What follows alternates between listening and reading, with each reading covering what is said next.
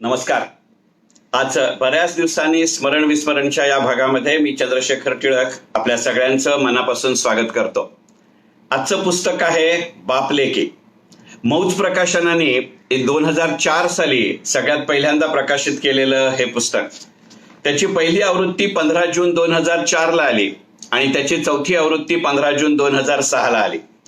2001 हे वर्ष होतं स्त्रियांच्या सबलीकरणाचं आणि त्याच्या निमित्ताने आपल्या समाजामध्ये केवळ अनुत्तरित नव्हे तर अगदी अनुद्गारितही त्यावेळेला असलेला विषय म्हणजे एखादी मुलगी आणि तिचे वडील यांच्या संबंधामध्ये असलेले किंवा यांचे आपापसातले असलेले नातेसंबंध. आणि म्हणून मग पद्मजा फाटक, दीपा गोवारीकर आणि विद्या विद्वांस यांनी एकत्र येऊन संपादित केलेलं असं हे पुस्तक.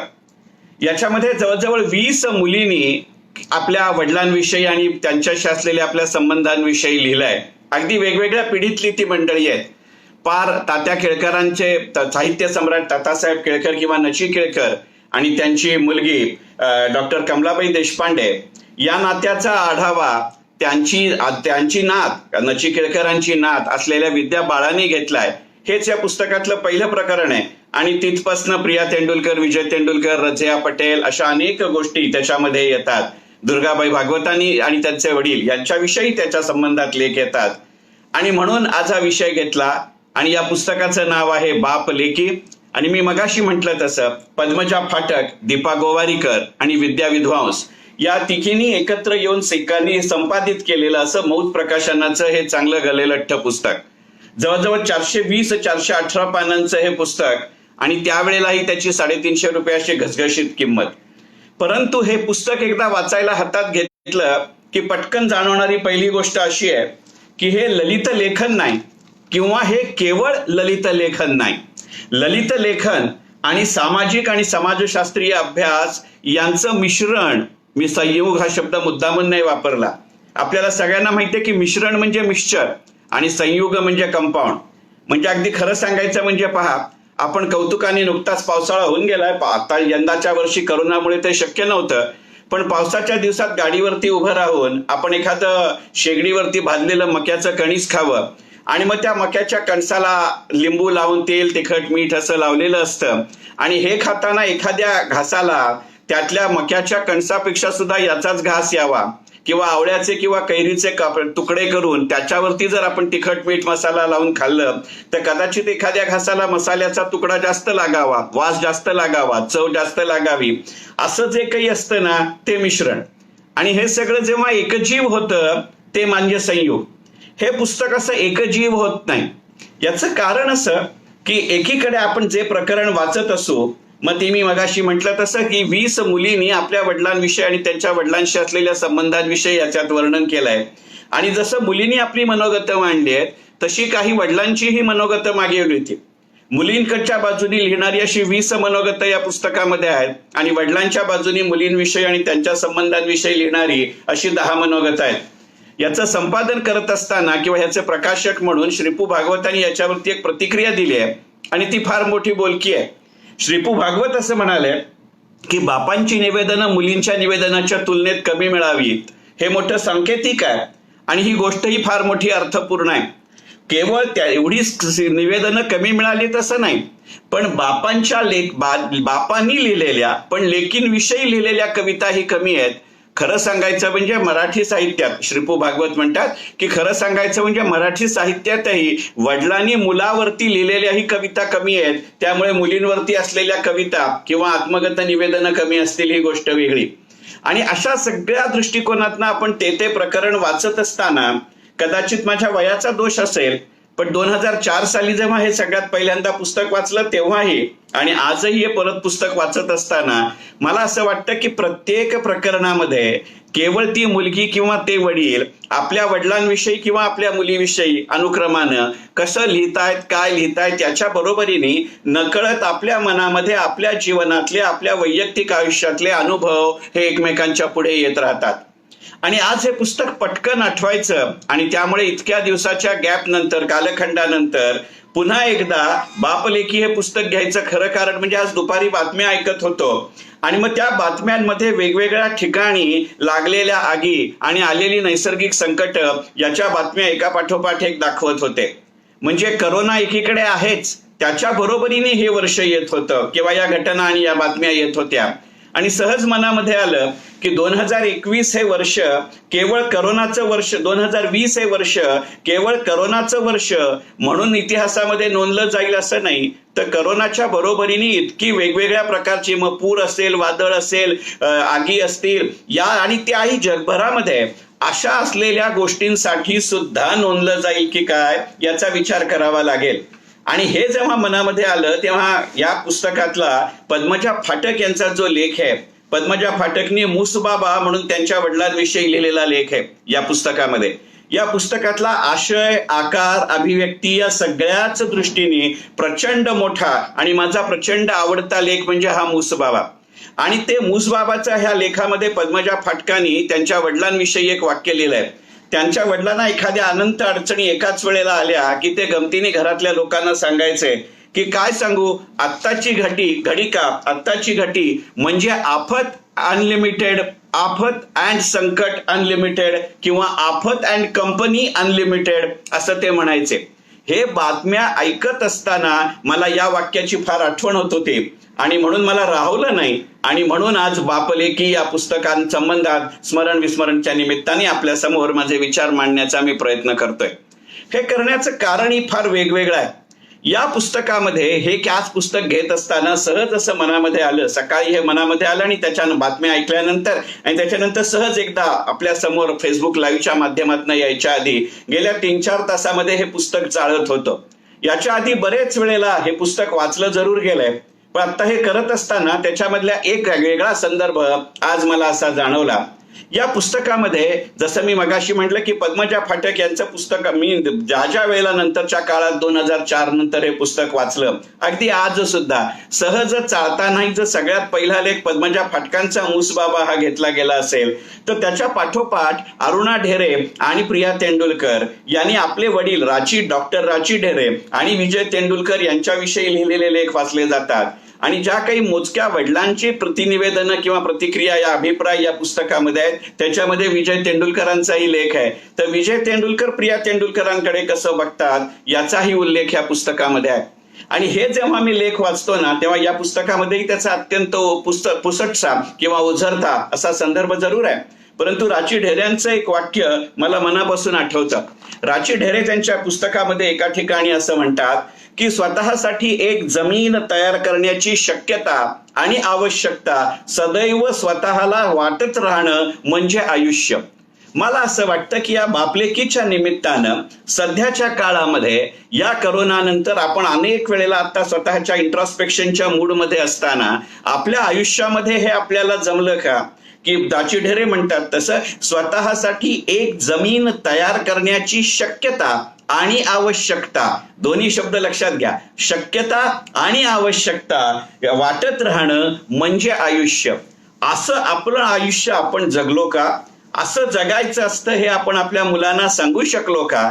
आणि केवळ मुलांना सांगू शकलो असं नाही, ते आपल्या पुढच्या पिढीला आपण पटवून देऊ शकलो का? असे प्रश्न हे पुस्तक आज वाचत असताना माझ्या मनामध्ये आले.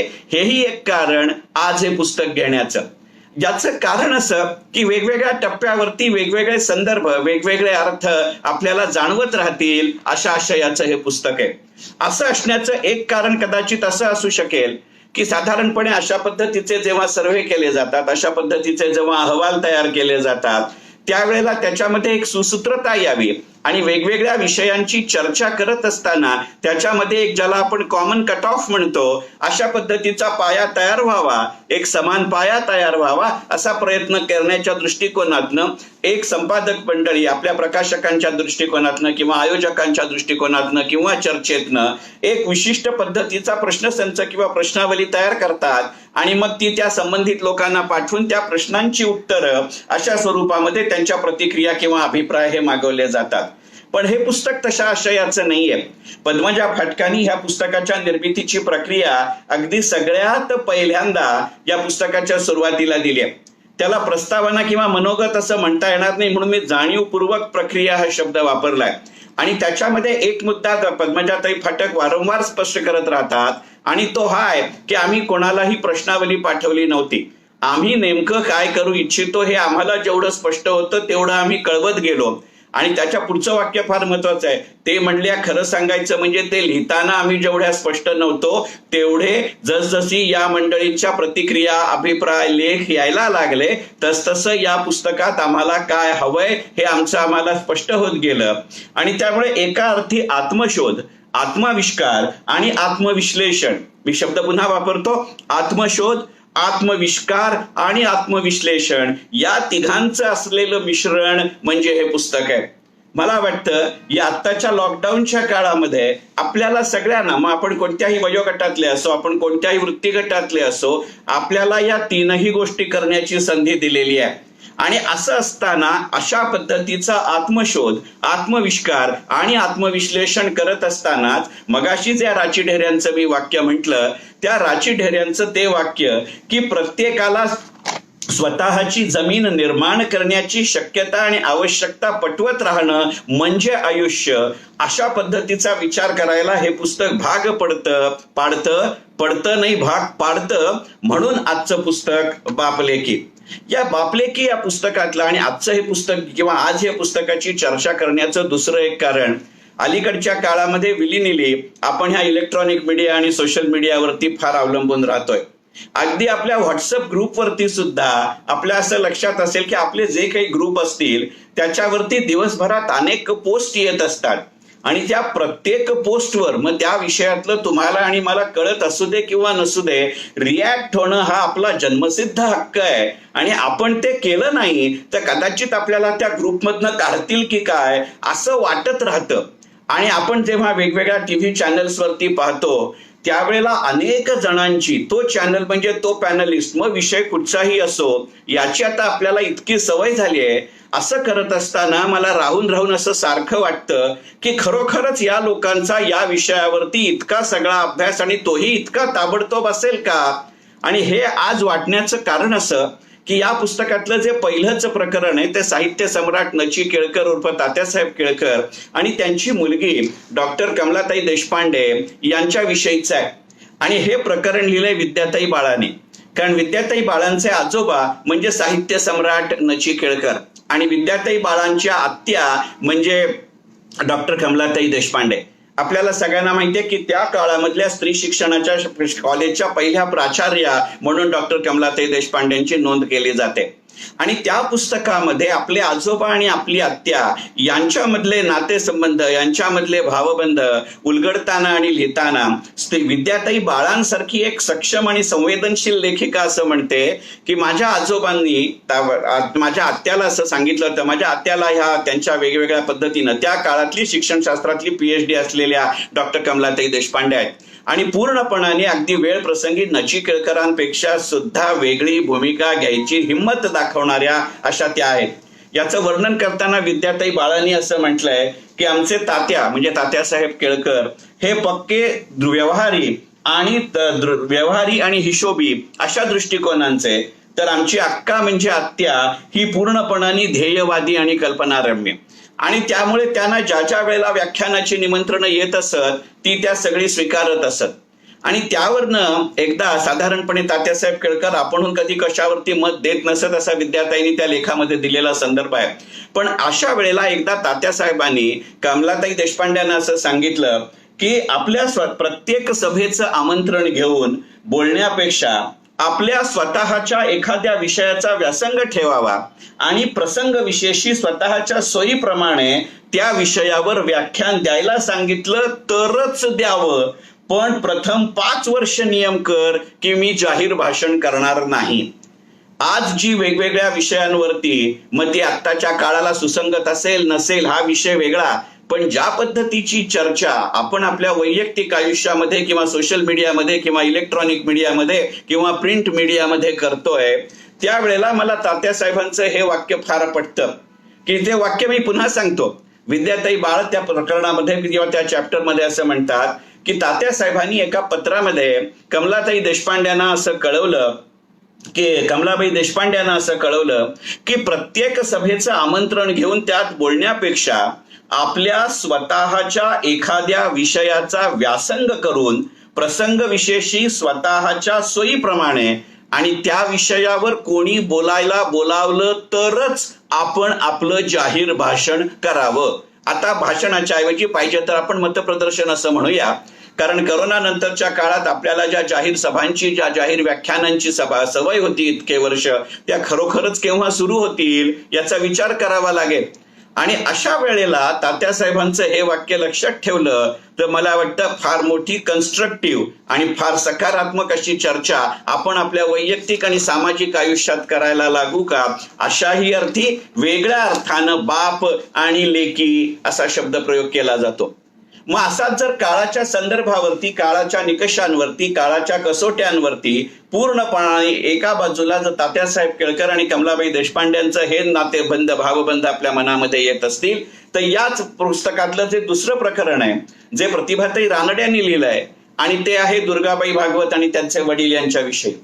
आणि दुर्गाबाई भागवतांच्या एका पत्राचा संदर्भ देत प्रतिभाताई रानड्यांनी या प्रकरणाचं नावच किंवा शीर्षकच मुळे असं दिलंय, माय बेस्ट फ्रेंड माय फादर. त्यातला जो हा संदर्भ आहे पत्राचा, तो प्रत्यक्षात त्या पुस्तकात वाचणं याच्यासारखा आनंदाचा दुसरा कुठचाही भाग नाहीये. हे प्रकरण वाचत असताना मला माझी पंचायत अशी होते की हे ज्या वेळेला मी हे प्रकरण पूर्णपणाने वाचतो त्यावेळेला फक्त इतकंच प्रकरण वाचून माझं समाधान होत नाही. माझ्या नकळत मी माझ्याच पुस्तकाच्या संग्रहातलं, वैयक्तिक संग्रहातलं प्रतिभाताई रानड्यांचंच दुर्गाबाई भागवतांविषयीचं जे दुसरं पुस्तक आहे, ऐसपाईस गप्पा दुर्गाबाईंशी, हे पुस्तक वाचल्याशिवाय हे प्रकरण माझं पूर्णच होत नाही. माझी सर्व वाचकांना एक नम्र विनंती राहील की हे माझं विश्लेषण ऐकल्यानंतर, विवेचन ऐकल्यानंतर, विश्लेषण शब्द मोठा होईल, चुकीचा होईल, तसा माझा संदर्भ नाही, तेवढी माझी हिंमतही नाही, परंतु हे माझं विवेचन ऐकल्यानंतर आत्ताच्या काळाचा उपयोग करून घेत जर तुमच्यापैकी कुणालाही अशी जर इच्छा झाली की हे बापलेकी हे पुस्तक पुन्हा एकदा मुळात वाचावं, तर त्याच्या बरोबरीने दुर्गाबाई भागवतांवरतीच प्रतिभाताई रानडे यांनी लिहिलेलं ऐसपैस गप्पा दुर्गाबाईंशी हे पुस्तक जरूर वाचा. याचा कारण असं की बापलेखीचा जो मूळ संबंध आहे, आणि मगाशी जे राची डेऱ्यांचं मी वाक्य म्हणलं की स्वतःच्या मालकीची, स्वतःच्या इच्छेची जमीन निर्माण करण्याची शक्यता आणि आवश्यकता निर्माण होणं याला आयुष्य असं म्हणतात. या दृष्टिकोनातनं जर दुर्गाबाईंची जडणघडण घेतली, आणि दुर्गाबाईंनी त्या काळामध्ये PhD साठी निवडलेला विषय, दुर्गाबाईंना शेवटच्या क्षणामध्ये काही त्यांच्या वैयक्तिक आजारपणामुळे जेव्हा ती PhD पूर्ण करता येत नाही त्यावेळेला त्याने दाखवलेला बाणेदारपणा आणि बाणीला इतर सर्व साहित्यिक दबलेले असताना दुर्गाबाईंनी पहिल्यापासून केलेला ठामपणाने विरोध, अशा घटना पाहत असताना त्या कणखरपणाची, त्या आत्मशोधाची, त्या आत्मविश्लेषणाची आणि सगळ्यात महत्वाचं म्हणजे त्या आत्मविष्काराची जी एक गणित डोळ्यासमोर येतात ती कोणत्याही काळामध्ये लागू पडणारी असतात. म्हणून मी आपल्याला अशी विनंती केली. अशा पद्धतीची एका प्रकारची ध्येयनिष्ठा, एका प्रकारची आत्मनिष्ठा असं जसं वर्णन येतं तसं याच पुस्तकामध्ये मी मगाशी उल्लेख केला की डॉक्टर कमलाबाई देशपांडे या शिक्षण शास्त्राशी निगडीत आहेत. त्याच शिक्षण क्षेत्राशी आणि शिक्षण शास्त्राशी निगडीत असलेलं दुसरं नाव म्हणजे डॉक्टर लीला पाटील, म्हणजे नासी फडक्यांच्या कन्या. तर लीला पाटलांनी नासी फडक्यांविषयी जे लिहिलेलं हे पुस्तक आहे, हे प्रकरण आहे, ते वाचत असताना नासी फडक्यांच्या आयुष्यातल्या उत्तरार्धातलं जे दुसरं बाजू आहे ती पूर्णपणाने समोर येत राहते. जर मगासचं मी वर्णन केलं तसं दुर्गाबाई भागवत आणि त्यांचे वडील नारायणराव भागवत यांच्याविषयीचं या पुस्तकातलं प्रकरण वाचत असताना जर मला प्रतिभाताई रानडे यांच्या ऐसपैस गप्पा दुर्गाबाईंशी आठवण येत असेल, तर नासी फडक्यांच्या विषयी त्यांची मुलगी डॉक्टर लीलाताई पाटलांनी या विषयावरती या पुस्तकामध्ये लिहिलेलं जे प्रकरण आहे ते वाचत असताना तुमच्या माझ्यासारख्या सजग आणि संवेदनशील वाचकाला राहून राहून माधवी देसाईंनी लिहिलेल्या नाचगं घुमाची आठवण आल्याशिवाय राहत नाही. एकंदरीतच जे एका विशिष्ट संदर्भामध्ये, विशिष्ट वातावरणामध्ये एखादी विशिष्ट व्यक्ती आपल्या डोळ्यासमोर राहत असते त्यावेळेला त्याची जी दुसरी बाजू असते ते पाहणं फार महत्वाचं वाटतं. मग अशा प्रसंगामध्येच जेव्हा अमलताश सारखं इंदिराबाई संतांच्या सुनेनं लिहिलेलं पुस्तक वाचतो, प्रकाश संतांनी लिहिलेलं पुस्तक वाचतो आणि या सगळ्या नातेबंधांवरचं इंदिरा संतांचं पुस्तक जेव्हा आपण वाचतो, त्यावेळेला याच्यामधले जे वेगवेगळे संबंध आहेत ते मनामध्ये येतात. कारण या पुस्तकाच्या प्रस्तावनेमध्ये किंवा मनोगतामध्ये पद्मजाताई फाटकांनी जे लिहिलेलं वाक्य आहे ते मला फार आवडतं. आपण सगळेजण शाळेमध्ये असताना तो श्लोक जरूर शिकलोय. लाल येत पंचवर्षाणी दशवर्षाणी ताडयेत प्राप्ते तू षोडशे वर्षे पुत्र मित्रवता आचरेत. या श्लोकाचा संदर्भ घेत किंवा या सुभाषिताचा संदर्भ घेत पद्मजा फाटकांनी या पुस्तकाच्या मनोगतामध्ये असा प्रश्न विचारलाय की लालयेत आणि ताडयेतची वर्ष संपल्यानंतर मित्रवत आचरण करणं जमत नसेल, अगदी संभवतच नसेल, तर मुलगा, बाप, नवरा, भाऊ, सासरा अशा 5 नात्यात सुसंगतपण उदारमतवादी भूमिकेतनं वागणारा सुसंस्कृत पुरुष अपवादात्मकच वाटणं ही केवळ दंतकथा नाही तर मीथ वाटावी अशी परिस्थिती आहे का? हा जेव्हा प्रश्न या भूमिकेतनं जेव्हा या पुस्तकाकडे पाहतो, एवढ्या करता मी या पुस्तकातली प्रकरणं देत असतानाच याचे जे वेगवेगळ्या पद्धतीचे साध पडसाद सविस्तरपणानं त्या नात्यामध्ये आपण इतर साहित्यामध्ये बघतो. मग मी मगाशी म्हटलं तसं अमलताश असेल, मी म्हटलं तसं नाचगं घुमा असेल किंवा मी दिलेला संदर्भ ऐसपैस गप्पा दुर्गाबाईंशी असेल, याची भूमिका मनामध्ये आल्या वाचून राहत नाही. कारण नासी फडक्यांविषयी लिहित असताना लीला पाटलांनी जे लिहिलेलं एक वाक्य आहे ते पुस्तक वाचून तुम्ही खाली ठेवलं तरी सुद्धा तुमच्या मनामध्ये जात नाही. खरं सांगायचं मनातनं जात नाही. खरं सांगायचं म्हणजे बापलेखी हे पुस्तक म्हटल्यानंतर माझ्या मनात जो पहिला संदर्भ दरवेळेला हे पुस्तक पहिल्यांदा वाचल्यापासून आज दुपारी वाचेपर्यंत दरवेळेला बापलेखी म्हटल्यानंतर माझ्या मनामध्ये जे वाक्य वाचतं हे नेहमी येतं ते वाक्य जसं मगाशी मी सांगितलं ते राची ढेऱ्यांचं आहे की जमीन निर्माण करण्याची शक्यता आणि आवश्यकता. तसंच लीलाताई पाटलांनी नासी फडक्यांच्या बद्दल लिहिलेलं एक वाक्य आहे की कुणाचंही पहिलं जखमांच्या रक्ताचे थेंब कातडीवर दिसतात, पण मनाच्या जखमातनं ठिबकणारं रक्त कुणाला आणि कसं दिसणार?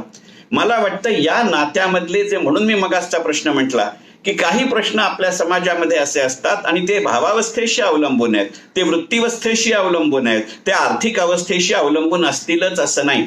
की काही प्रश्न असे असतात की ते केवळ अनुत्तरितच राहतात असं नाही, तर ते अनुद्गारितही राहतात. मग अशा नातेबंधांच्या अनुद्गारित प्रश्नांची संथा किंवा गाथा म्हणजे बापलेखी हे पुस्तक होतं का? हा प्रश्न मला मनापासून पडलेला आहे. आणि मग असं वाचत असताना त्या शिक्षण क्षेत्रातला असल्यामुळे असेल कदाचित की एक लीलाताई पाटील त्या लेखाचा समारोप करताना असं लिहितात की कोणाचंही पहिलं आयुष्य पुसून टाकायला ती काय पाटीवरची अक्षर आहेत का की जी पाण्याच्या स्पर्शानं नाहीशी होतील? हे वाक्य वाचल्यानंतर माझ्या मनामध्ये नेहमी येतं की असं ज्या वेळेला आपण पाटी बरेच वेळेला वापरत असतो, माझ्या पिढीनं 1ली ते 4थी या प्राथमिक शाळेमध्ये पाटीचा खूप मोठ्या प्रमाणावरती वापर केलाय आणि त्यामुळे कंपल्सरी शाळेमध्ये लिहिलेले पाढे शाळेमध्येच पुसून टाकायला लागायचे, कारण गृहपाठामध्ये बाईंनी पुन्हा पाढे लिहिलेले असायचे. पण जसजशी पाटी जुनी होत जाते तसतसं कितीही वेळा ती कितीही ओल्या फडक्यांनी पाटी पुसली तरी त्याचं काळपट पण कमी होत जातं आणि पांढरट पण वाढत जातं. मला असं वाटतं की हे काळपटपण आणि पांढरटपण असं जे नातेबंधांचं बदलतं रूप आहे ते म्हणजे बापलेखी आहे का? वंगचित्र या पुस्तकामध्ये पु ल देशपांड्यांनी एका ठिकाणी असं म्हटलंय की अगदी गाढवाचं पिलू सुद्धा लहानपणी खूप सुंदर दिसतं, परंतु त्याचं वय जसं वाढत जातं तसतसं त्याचं फक्त गाढवपणच वाढत जातं. असंच माणसाचं जर फक्त मनुष्यपणच वाढत गेलं असतं तर, असं पु ल देशपांड्यांनी वंगचित्रमध्ये लिहिलंय. बापलेखी वाचत असताना त्याच्या प्रत्येक पानावरती केवळ ती ठेच लागते म्हणून नव्हे, केवळ ते दुःखद प्रसंग आहेत असं नव्हे, अनेकदा त्यातले सुखद प्रसंग वाचत असतानाही, विशेषतः वसंतराव गोवारीकरांविषयी त्यांच्या 2 मुलींनी लिहिलंय ते, किंवा मेपू रेग्यानी त्यांच्या 2 मुलींनी लिहिलंय ते, किंवा दिनकर कर्व्यांविषयी त्यांच्या 2 मुलींनी लिहिलंय ते. आणि त्याच वेळेला अशा पद्धतीचे दुःखद प्रसंग एकीकडे आणि सुखद प्रसंग एकीकडे येत असताना मला फार असं वाटत राहतं की आपल्या भावनांच्या पाठीचं पांढरेपण वाढवायचं का काळेपण वाढवायचं, असा प्रश्न तुमच्या मनामध्ये निर्माण करतं त्या पुस्तकाचं नाव बापलेखी, ज्याच्या संपादिका पद्मजा फाटक, दीपा गोवारीकर आणि विद्या विद्वांस आहेत. मग असं करत असतानाच एक वेगळाच संदर्भ एखाद्या वेगळ्या पुस्तकामध्ये पटकन जाणवून जातो की आपण ते पुस्तक त्याच्या संदर्भामध्ये घेतलेलं असतं अशातला भाग नाही. आणि आज कदाचित सध्या नुकतंच लोकमान्य टिळकांच्या जन्मशताब्दीचं वर्ष संपलं, हा संदर्भ असेल, पण आज ह्याच्या आधीही तो संदर्भ जरूर जाणवला होता, पण आज तो उद्मेखून इथं सांगावा असा वाटला की खरं म्हणजे बापलेकी हे पुस्तक हातात घेत असताना त्यांच्यावरती काही लोकमान्य टिळकांच्या मुलींनी काही लिहिलेलं नाही, किंवा त्या जसं कळकरांच्या बाबतीत त्यांच्या नातींनी लिहिलं तसं टिळकांच्या बाबतीत त्यांच्या पुढच्या कुठच्याही वंशजांनी लिहिलेलं नाही. पण याच्यामध्ये लोकमान्य टिळकांची दोन वेगवेगळी रूपं पटकन दिसतात. आणि मी म्हटलं तसं माझ्या आडनावाचा दोष असेल किंवा नुकतंच संपलेल्या टिळक स्मृती शताब्दीचं वर्ष हे निमित्त असेल. एका ठिकाणी दुर्गाबाई भागवतांनी टिळकच्या वडिलांनी टिळकांविषयी लिहिलेला उल्लेख येतो की सुरुवातीच्या काळामध्ये दुर्गाबाईंचे वडीलही टिळक आणि आगरकरांबरोबर त्या शिक्षणाच्या मोहिमेमध्ये होते. पण काळाच्या टप्प्यावरती एका टप्प्यावरती दुर्गाबाईंचे वडील त्या सगळ्या प्रक्रियेतनं किंवा त्यांच्या संगतीतनं बाजूला झाले. आणि त्यावेळेला त्यांनी असं म्हटलं होतं की टिळकांच्या स्वभावाशी माझं जुळणं कठीण आहे आणि म्हणून काम तर व्हावं पण माझं वाद तर होऊ नये म्हणून मी त्यातनं बाजूला होतोय. आणि त्यावेळेला त्यांनी आगरकरांनाही हे सांगितलं. आणि नंतरच्या काळामध्ये आगरकरांचीही टिळकांशी झालेली फारकत हा इतिहास आपल्याला सगळ्यांना माहिती आहे. म्हणजे एकीकडे टिळकांचं हे दिसणारं रूप आणि याच पुस्तकामध्ये देशभक्त दादासाहेब आळतेकर देशभक्त दादासाहेब आळतेकर या दीपा गोवारीकरांचे ते वडील जे या पुस्तकाच्या संपादिका आहेत. आणि दीपा गोवारीकरांनीच या पुस्तकामध्ये शास्त्रज्ञ आणि पुणे विद्यापीठाचे माजी कुलगुरू वसंतराव गोवारीकर आणि त्यांच्या तीन मुली यांच्या संबंधातलं शब्दलेखन किंवा शब्दांकन केलेलं आहे. तर वसंतराव देशभक्त दादासाहेब आळतेकरांविषयी दीपा गोवारीकरांनी जो लेख लिहिलेला आहे त्याच्यामध्ये त्यांनी आपल्या वडिलांचा एक संदर्भ दिलाय. आणि त्यांनी असं म्हटलं की त्यांच्या शिक्षणाचा कार्यकाळ पूर्ण झाल्यानंतर वडिलांचा म्हणजे देशभक्त दादासाहेब आळतेकरांचा जे कोल्हापूरला प्रसिद्ध वकील होते आणि नंतरच्या काळामध्ये ते कराडला राहायला आले, तर त्यांनी ते एकदा त्यांचं शिक्षण पूर्ण झाल्यानंतर ते आणि त्यांचे काही मित्र हे लोकमान्य टिळकांना भेटायला गेले होते. आणि त्या संबंधामध्ये की आपण काय पद्धतीनं कार्य पुढं करावं अशा संबंधामध्ये होतं. तर त्यांनी असं सांगितलं की लोकमान्य टिळकांनी त्यावेळेला त्या सर्व तरुण मित्रांना किंवा देशभक्त दादासाहेब आळतेकरांच्या तरुण मित्रांना लोकमान्यांनी दिलेला सल्ला असा होता की करावंसं वाटतं त्याच्या 100% कार्य आपल्या हातून घडत नसतं हे लक्षात ठेवा, पण निदान ते 100% कार्य मात्र करत राहा. आणि देशहित साधताना प्रपंचाकडे दुर्लक्ष होईल असं कधीही करू नका. लोकमान्य टिळकांचं एरवी जे आपण रूप डोळ्यासमोर आणतो त्यालाही असं छेद देणारं, मी म्हटलं तर एका पद्धतीची लेखवत्सलता, एका पद्धतीची पुत्रवत्सलता, एका पद्धतीची प्रपंचवत्सलता दिसते का? आणि मग आपलं कार्य आणि आपला संसार याच्यामध्ये असलेलं जे संतुलन आहे तेच मुळामध्ये अशा पद्धतीच्या अनुत्तरित किंवा अनुद्गारित प्रश्नांमध्ये असतं का याचा प्रश्न विचारायचा हे महत्वाचं आहे. हे देशभक्त दादासाहेब आळतेकर आणि दीपा गोवारीकर यांच्या प्रकरणाचा एक विशेष उल्लेख करण्याचं जसं लोकमान्य टिळक हे एक कारण होतं, तसं एक मोठा गमतीचा किंवा अत्यंत भावस्पर्शी असा प्रसंग दीपा गोवारीकरांनी आपल्या वडिलांविषयी लिहिलाय. त्या काळात आपल्या मुलांविषयी आपल्या मुलींविषयी एकंदरीतच फार उघडपणाने प्रगटपणाने प्रेम व्यक्त करण्याची पद्धत नव्हती. खरं म्हणजे माझ्याही लहानपणामध्ये ती नव्हती, तर त्या काळात ती असण्याची शक्यताही नव्हती. परंतु दीपा गोवारीकरांनी एक संदर्भ दिलाय की दीपा गोवारीकरांचा 50वा वाढदिवस जवळ येत होता आणि त्या काळामध्ये त्यांचे वडील देशभक्त दादासाहेब आळतेकर त्यांच्याकडे होते. साधारणपणे अशा गोष्टी लक्षात ठेवण्याचा आणि एकंदरीतच त्या काळामध्ये आपल्या मुलांचे किंवा मुलींचे वाढदिवस प्रगटपणाने साजरे करण्याचा तो काळही नव्हता आणि मुळात आळतेकर साहेबांची तशी वृत्तीही नव्हती. परंतु अचानक त्यांच्या असं लक्षात आलं आणि त्यांनी दीपा गोवारीकरांना असं म्हणले की माझ्या अंदाजाने तुझा 50वा वाढदिवस जवळ येतोय, मी तुला 50 रुपये बक्षीस म्हणून देतो, त्याचं तुला पाहिजे तर घे. आणि त्यातनं दीपा गोवारीकरांनी एक पुस्तक आणलं जी शरद बाबूंची कादंबरी होती आणि त्या पुस्तकाचं नाव आहे शेवटचा परिचय. मला असं वाटतं की हे शेवटचा परिचय हे नाव माझ्या फार मनामध्ये भिनलं आणि मला मनापासून असं वाटलं की एकंदरीतच अशा पद्धतीचा शेवटचा परिचय हे शीर्षक त्या पुस्तकाचं किंवा त्या प्रसंगातलं हे फार सूचक आणि समर्पक आहे.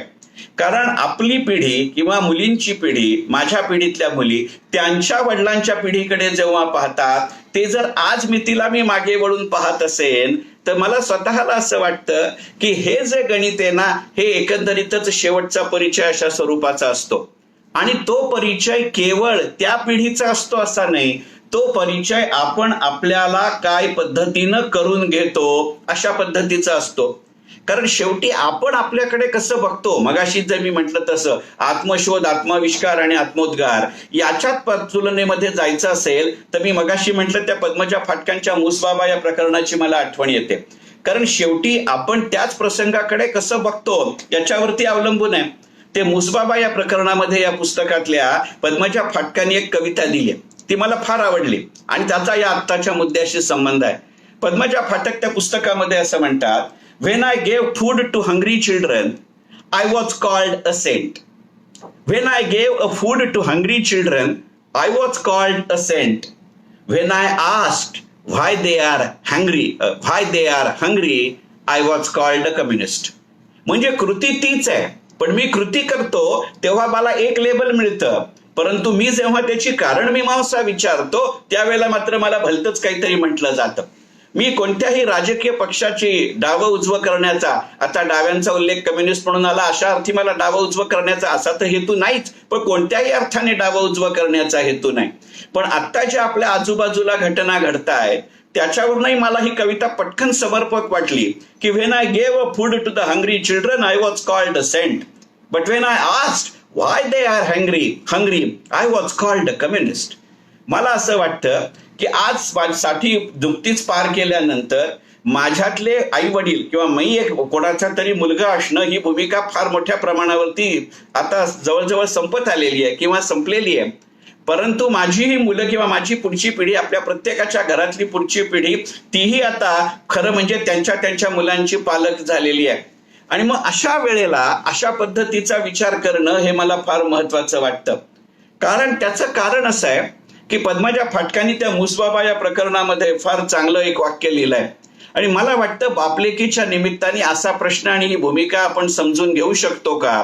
मग ती आपणही असेल, आपली पुढची पिढी जी आता त्यांच्या पुढच्या पिढीची पालक आहे त्याचेही संदर्भ घेतले पाहिजेत. आता घरामध्ये मुलगा आणि मुलगी असं मतभेद किंवा असे भेद करण्याचा काळ राहिलेला नाही, परंतु एकंदरीतच ज्या वृत्तीविशेषाकडे आपण जातोय सर्व्हिस सेक्टर डॉमिनेशनच्या इकॉनॉमीच्या काळामध्ये, त्याच्यामधल्या त्या कलागुणांना, त्याच्यामधल्या त्या स्वभाव वैशिष्ट्यांना जेव्हा प्राधान्य येतं त्यावेळेला age is only a number, it is what your capacity matters. मग या कपॅसिटी मॅटर मधला एक अत्यंत महत्वाचा भाग ज्याला हल्ली आपण प्रोफेशनल लाईफमध्ये सुद्धा मेंटरिंग असं म्हणतो, मग मेंटरिंगची संकल्पना पालकत्वाच्या संकल्पनेपेक्षा फार लांब असेल किंवा फार वेगळी असेल अशातला भाग नाही. आणि मग मला असं वाटतं की या बापलेकी या पुस्तकामध्ये अत्यंत वेगळ्या संदर्भामध्ये, तिथे असं कुठचंही कमर्शियल प्रोफेशनल एन्व्हायरमेंट या पुस्तकालाच अभिप्रेत नाहीये. त्या त्या क्षेत्रातला त्याचा भाग असेल तर गोष्ट वेगळी, परंतु तो या पुस्तकाचा विषय नाहीये. हे काही त्याचं काय म्हणू वर्क टू डू पद्धतीचं पुस्तक नाहीये. परंतु आपल्या वडिलांविषयी पाहत असताना किंवा आपले आणि वडील यांचे संबंध आणि आपण आणि आपली पुढची पिढी आपले संबंध याच्या संबंधातला विचार करत असताना पद्मजाताई फाटक असं म्हणतात की मला असं वाटतं की आई वडील सुद्धा निर्दोष नसतात. वाक्य नीट आहे का? आई वडील सुद्धा निर्दोष नसतात, त्याच्यामध्ये गडबड होऊ नये म्हणून तुमच्या परवानगीनं ते वाक्य मूळ शब्दभर हुकूम वाचतो. अदरवाईज मी पुस्तक वाचत नाही किंवा ते वाचून दाखवत नाही, पण ह्या वाक्यामध्ये गडबड नाही होता कामा म्हणून ते वाक्य वाचण्याची आपल्याकडे परवानगी मागतो. पद्मजाताई फाटक बापलेकी या पुस्तकामधल्या त्यांच्या मुसबाबा या नावाच्या प्रकरणाकडे आणि त्या प्रकरणाच्या निमित्ताने ते आणि त्यांचे वडील आणि एकंदरीतच पालकत्व या भूमिकेकडे पाहताना पद्मजाताई असं म्हणतात की आई वडील सुद्धा निर्दोष नसतात. प्रत्येक पिढीनं काय करायचं, आई वडिलांच्या मर्यादा समजून घ्यायच्या आणि त्या स्वीकारायच्या, दोष टाळायचे आणि त्यांच्या गुणाचा आपल्या जगण्यातून विकास साधायचा. निदान त्यांच्यापेक्षा वेगळ्या आणि पुढच्या चुका करायच्या. पुढे जाऊन our children gave us the opportunity to become the parents we always wish we had. मला हे वाक्य फार पटलं आणि ते कुठच्याही काळामध्ये लागू पडणारं वाक्य आहे की our children give us the opportunity to become the parents we wish always we had. वाक्य मी पुन्हा म्हणतो, our children give us the opportunity to become the parents we always wish we had. मग कदाचित हे केवळ पालकत्व त्या आई वडील किंवा आई आणि मुलगी, वडील आणि मुलगी किंवा आपण आणि आपली पुढची पिढी असं न राहत असता एकंदरीतच आपल्या व्यावसायिक आणि भावनिक आयुष्यामध्ये काय पद्धतीनं आपल्याला संधी मिळते, त्या संधीचंही सोनं करताना हा दृष्टिकोन उपयोगी पडतो का? मग ज्याला अशा पद्धतीची संधी साधता येते त्याला बाप म्हणायचं का? कारण याच लेखामध्ये, याच पुस्तकामध्ये एक वाक्य आहे की माणूस पोटासाठी काय करतो यापेक्षाही तो फावल्या वेळात काय करतो यावरून त्याची गुणवत्ता जोखली पाहिजे. आणि आत्ताच्या एकंदरीतच आत्मनिर्भरतेकडे जर प्रवास करायचा असेल तर आफत अँड कंपनी अनलिमिटेड असं कितीही जरी आत्ताच्या काळाचं आपण वर्णन केलं तरी सुद्धा याच्याकडे वेगळ्या पद्धतीने पाहावं लागतं का याचा विचार केला पाहिजे. हे विचार करण्याचं कारण असं आहे की एकंदरीतच आपण अलीकडच्या काळामध्ये अगदी करोना सुरू व्हायच्या आधीच्या काळापासून एक सारखी डिप्रेशन या एका शब्दाची, या एका आजारपणाची फार मोठ्या प्रमाणावरती चर्चा करतोय. ज्या वेळेला मी ती चर्चा ऐकतोय, एकंदरीतच आता जे काही सगळंच प्रकरण गाजतंय त्या सगळ्याच प्रकरण गाजण्यामध्ये एक नाव जे येतंय ती गोष्ट सोडून देऊ, पण त्याच्यामध्येही कुठेतरी डिप्रेशन या शब्दाचा उल्लेख आहे. आणि मग या पुस्तकामध्ये गौरी देशपांड्यांनी आपले वडील म्हणजे दिनकर कर्वे, इरावती कर्व्यांचे पती आणि कॉलेजचे प्राचार्य, मी इरावती कर्व्यांचा मुद्दामून उल्लेख केला की एकंदरीतच कसं सहजीवन असू शकतं याचं हे उत्कृष्ट उदाहरण आहे. या पुस्तकाचा विषय खरं म्हणजे मुलगी आणि त्याचे वडील असे आहेत. आणि मी मगाशी म्हटलं तसं दिनकर कर्व्यांच्या 2 मुलींचे याच्यामध्ये लेख आहेत, एक जाई निमकर आणि दुसऱ्या गौरी देशपांडे. या दोन्ही लेखामध्ये विली निली जेवढे वडील येतात तेवढेच आई म्हणजे इरावती कर्वे येतात. आणि त्याचं सगळं वर्णन करत असताना एके ठिकाणी गौरी देशपांडे सहज लिहून जातात, एकटं असणं आणि एकाकी असणं एकच नसतं. मला वाटतं डिप्रेशन येण्याची ही सुरुवात असते का? आणि डिप्रेशन येऊ नये हे ओळखण्याची आणि उपाययोजनेची ही गुरीकिल्ली असते का? की एकटं असणं आणि एकाकी असणं हे एकच नसतं. मला वाटतं हे भान प्रत्येक पिढीला त्याच्या त्याच्या भावनात्मक संक्रमणशीलतेमध्ये, व्यवहारात्मक संक्रमणशीलतेमध्ये, बौद्धिक संक्रमणशीलतेमध्ये येत राहतं का याचा विचार करण्याची आवश्यकता आहे. आणि असं जेव्हा भान आत्ताच्या काळातही नसेल तर ते पूर्वीच्या काळामध्ये असण्याची जरा सुद्धा शक्यता नाही. आणि या दृष्टिकोनातनं या पुस्तकातलं जे सगळ्यात मला भावणारं प्रकरण आहे ते स्मिता भागवतांनी लिहिलंय. स्मिता भागवतांचे वडील म्हणजे बडोद्याचे कप्तान, आणि हे नाव माझ्या पिढीला खूप चांगलं माहिती आहे. महात्मा गांधींचे अत्यंत विश्वासू सहकारी म्हणून हे नाव आलेलं आहे. आणि त्याच्यामध्ये स्मिता भागवतांनी फार एक सुंदर वर्णन केलंय. आणि त्या असं म्हणल्या होत्या की त्या वडिलांचा बोलून दाखवायचा स्वभाव नव्हता आणि त्यावेळेच्या एकत्र कुटुंबामध्ये ते शक्यही नव्हतं. त्यांच्या वडिलांच्या अत्यंत जवळच्या, अत्यंत ओळखीच्या अशा कुटुंबातलं त्यांच्या सहकार्यांच्या मित्राच्याच मुलाचं स्थळ सांगून आलं आणि स्मिता भागवतांचं त्या घरामध्ये लग्न झालं. जसं कप्तानांचं घराणं गांधीवादी तसंच भागवतांचंही घराणं गांधीवादी. परंतु त्या घरामधलं वातावरण आणि कप्तानांच्या घरातलं वातावरण हे पूर्णपणाने वेगळं होतं. आणि इतके जवळचे मित्र असूनही आपल्या मुलीला तिथे असं वागवलं जाईल हे याचा विचार त्यांचा विचार करण्याजोगी परिस्थिती नव्हती, कारण हे लक्षातच आलं नाही. आणि 2 घरातलं संबंध किंवा फरक सांगतो की स्मिता भागवतांचे वडील म्हणजे कप्तान असं म्हणत असत की अरे त्या काळातला आता विचार करा की लग्न खूप लवकर व्हायची. आता नवऱ्या मुलाचं जर वय 20-21 असेल तर लग्न होऊन येणाऱ्या मुलीचं किंवा सुनेचं वय काय असेल. अशा पद्धतीनं जेव्हा स्मिता भागवतांच्या मोठ्या भावाचं लग्न झालं त्याच्या 20व्या-21व्या वर्षी, तर ती नवीन सून यायच्या मुहूर्तावरती स्मिता भागवतांच्या वडिलांनी घरातल्या लोकांना असं सांगितलं की नव्या घरात येऊन सुनेनं सगळ्या अनोळखी माणसांची मनं जिंकण्यापेक्षा सुद्धा आणि ती आपली मनं जिंकेल याची वाट पाहण्यापेक्षा सुद्धा तिच्या एकटीचं मन जिंकण्याचे आपण सर्वांनी प्रयत्न केले तर, म्हणजे इतक्या उदार मतवादी दृष्टिकोनाचे की त्या अनोळखी घरामध्ये त्या अनोळखी मुलीनी इतक्या माणसांची मनं जिंकतील याची वाट पाहण्यापेक्षा आपण सगळे तिच्या एकटीचं मन करू नका, कारण आपल्याला फक्त त्या एकटीचंच मन जिंकायचंय. तिला बिचारीला ह्या सगळ्यांचं मन जिंकायचंय आणि त्यात ती अनोळखी आहे. इतका उदार मतवादी विचार करणारी वृत्ती आणि भागवतांच्या घरामध्ये फार वेगळं वातावरण. आणि याचा धक्का बसल्यानंतर त्यांच्या स्वभावामध्ये एक विक्षिप्तपणा आला.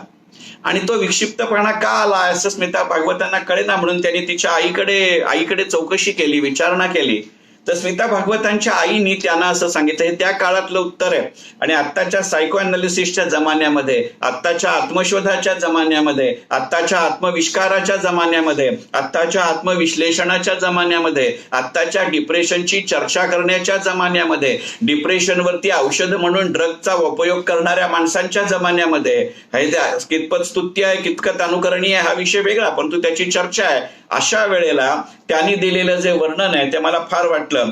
त्याच्या स्मिता भागवतांच्या आईनी ही वस्तुस्थिती कळल्यानंतर स्मिता भागवतांनी जेव्हा विचारलं की माझ्या वडिलांच्या स्वभावामध्ये हा स्वभाव नव्हता, फरक नव्हता, हा गुणविशेष नव्हता, आता असं कसं झालं, तर त्यांनी असं सांगितलं, वस्तुस्थिती कळल्यावर आपल्याला काहीही करता येत नाही. यातून येणारं जे वैफल्य असतं ना ते फार तिरपागडं असतं. आणि या तिरपागड्या वैफल्यातनं अनेक वेळेला विक्षिप्तपणा आपल्या मनामध्ये येतो.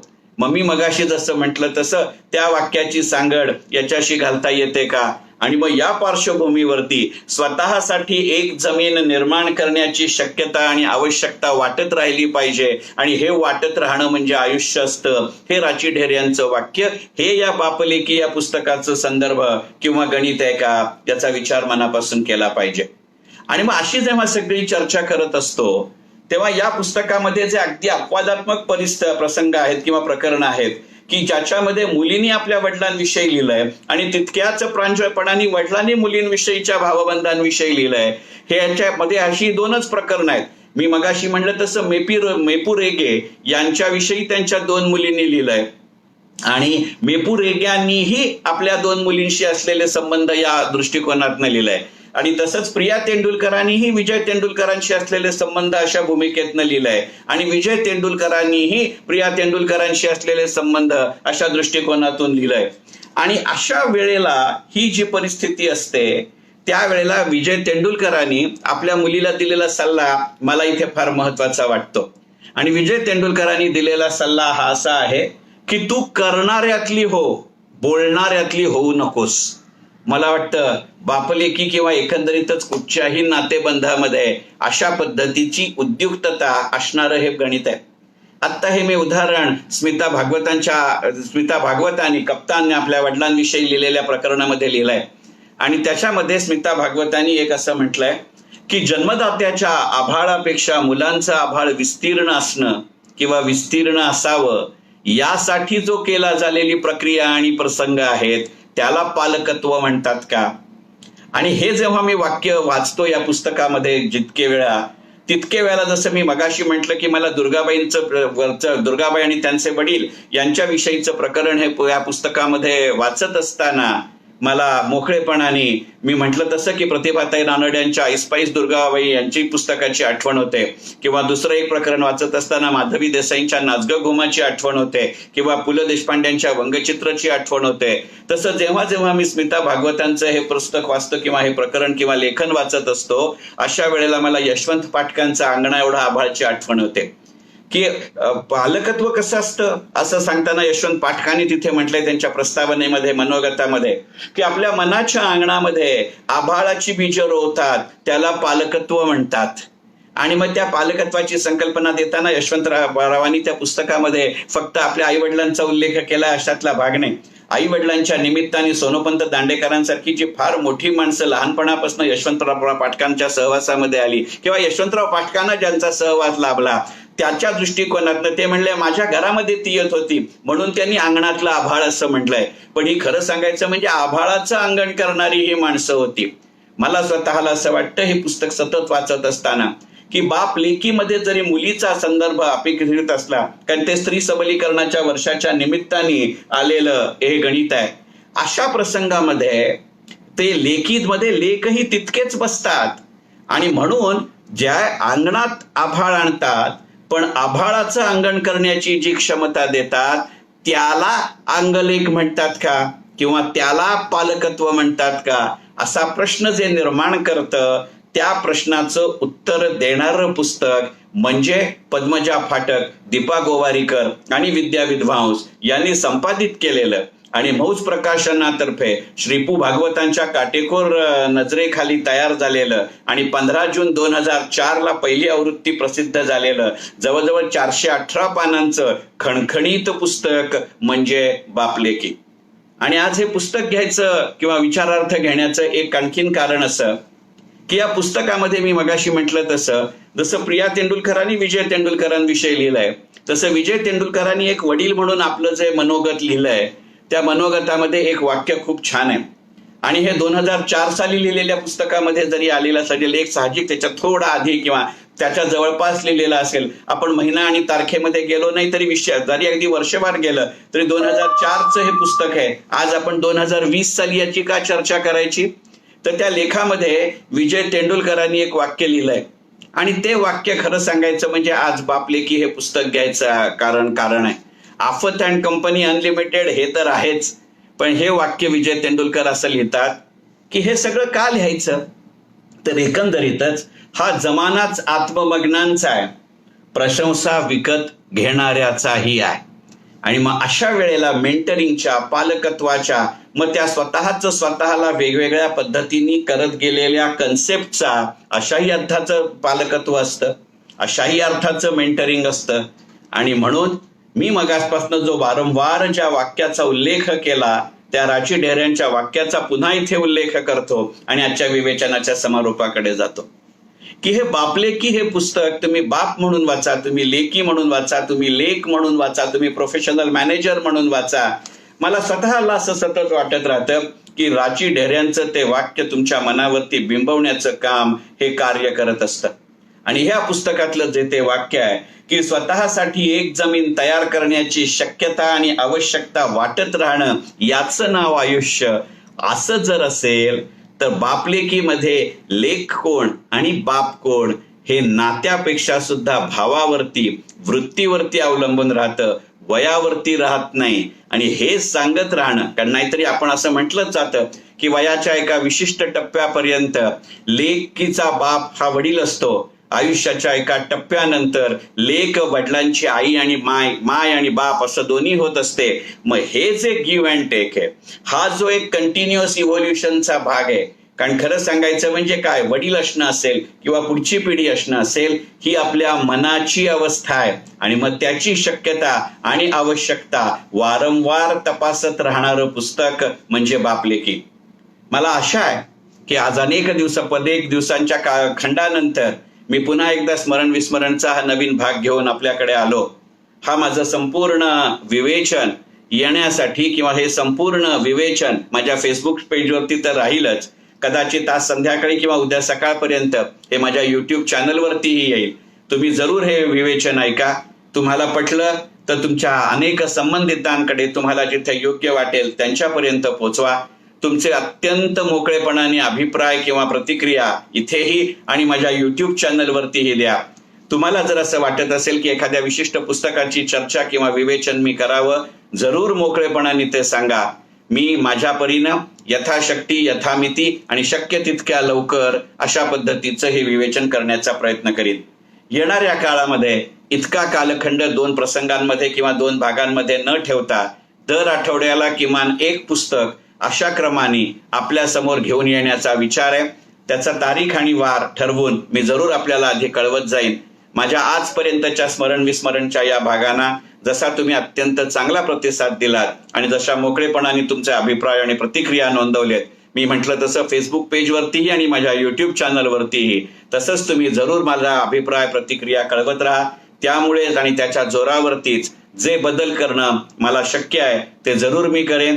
कारण एकंदरीतच हा केवळ एकतर्फी भाषणाचं हे पुस्तक नाही तर एकंदरीतच अशा पद्धतीनं जी पुस्तकं स्मरणात ठेवावी पण काळाच्या ओघामध्ये आयुष्याच्या प्रवाहामध्ये आणि प्रसंगांच्या प्रभावामध्ये जी पुस्तकं विस्मरणामध्ये गेली त्याची परत एकदा उजळणी स्वतःशी आणि तुमच्यासारख्या सुहृद आणि सुशान वाचकांसोबत करावी इतक्या मर्यादित हेतून मर्यादित काळामध्ये करत असलेला हा उपक्रम म्हणजे स्मरण आणि विस्मरण. आशा आहे की बापलेकी या पुस्तकाची चर्चा या प्रक्रियेमध्ये या निकषांवरती मी बसवू शकलो असेन. मनपूर्वक धन्यवाद.